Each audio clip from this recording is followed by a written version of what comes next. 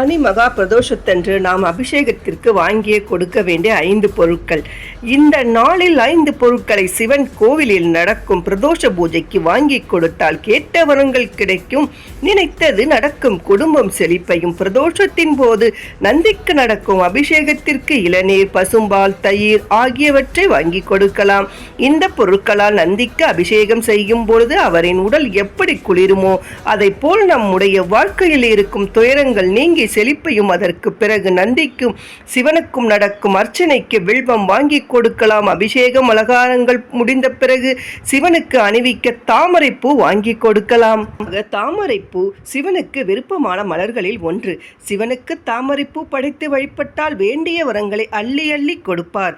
அதுவும் சனி மகா பிரதோஷத்தன்று சிவனுக்கு தாமரை படைத்து வழிபட்ட நீங்கள் வேண்டிய வரங்கள் கிடைக்கும். ஒரு சனி பிரதோஷ விரதம் மற்றும் வழிபாட்டு முறைகளை முறையாக கடைபிடித்த பலன்